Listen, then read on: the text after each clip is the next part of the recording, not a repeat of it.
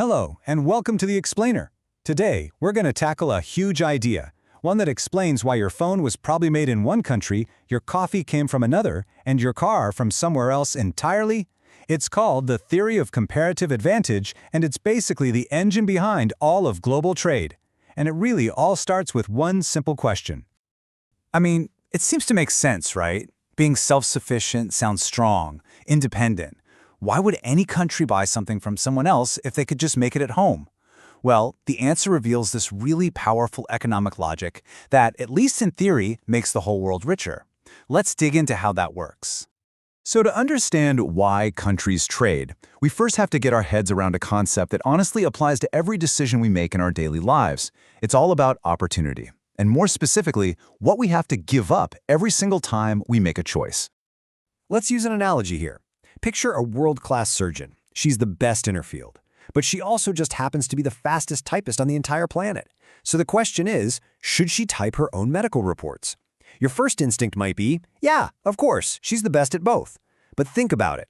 Every hour she spends typing is an hour she is not performing life-saving surgery. The real cost of her typing isn't the time, it's the surgery that didn't happen. And that hidden cost, that's everything. This idea actually has a name, opportunity cost. For our surgeon, the opportunity cost of typing is just massive. It makes way more economic sense for her to hire someone else to type, even a much slower typist, so she can focus on what she does best. And believe it or not, this exact same logic applies to entire countries. And that brings us to the star of the show, comparative advantage. Now look closely at this definition. It's not about being the absolute best or the fastest producer. It's all about being able to produce something at a lower opportunity cost. It's not about who's best. It's about who gives up the least to make something. Okay, let's make this real with a quick example. Take a look at this table. You can see country A is just better. It can make more cloth and more wine. It has what we call an absolute advantage in everything. But, and this is the crucial part, look at the opportunity cost column. For country A to make 1 unit of cloth, it has to give up making half a unit of wine.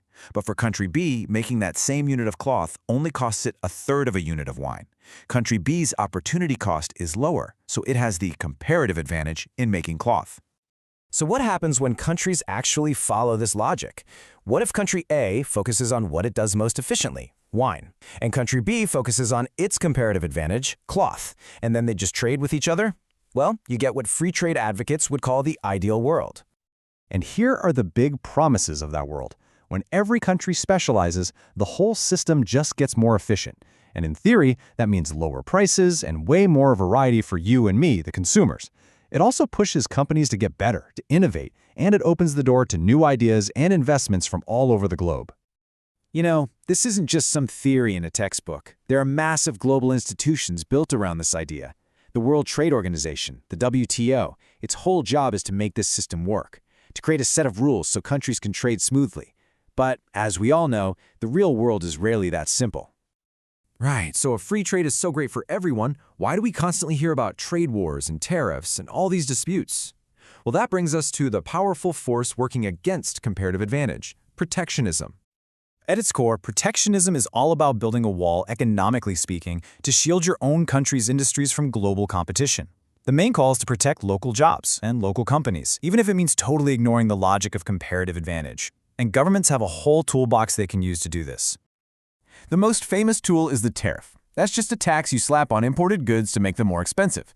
Then you've got quotas, which are a hard limit on how much of something you can even bring into the country. Subsidies are basically the government giving money to its own companies to help them out. And finally, you have administrative barriers. Think of it as a mountain of red tape and complex rules designed to make it a huge pain for foreign goods to get in. And this stuff is not ancient history. This happens all the time. A perfect example was back in 2018 when the US put huge tariffs on steel and aluminum, specifically to try and protect American producers from Chinese competition. It was a classic case of protectionism in action. So this brings us right to the central debate. Is protectionism good or is it bad? The truth is, it's just not that simple. It's really a question of trade-offs. Every single one of these policy decisions creates very clear winners and very clear losers. So on one side of the argument, you have people saying protectionism saves local jobs, it helps new infant industries get on their feet, and it protects sectors that are vital for national security. But on the other side, critics will tell you that these exact same policies mean higher prices for consumers, they risk starting nasty trade wars, and they can end up just protecting inefficient companies that should be innovating. Let's just trace the ripple effects of one single tariff. You can see it right here. The impact is spread out, and it's definitely not even. The local companies, the domestic producers, they win. They've got less competition. The government wins too. It gets to collect a new tax. But who loses? Well, we do. The consumers. We have to pay higher prices. And of course, the foreign producers lose because they just got squeezed out of the market. And here's where this hits the bigger economic picture.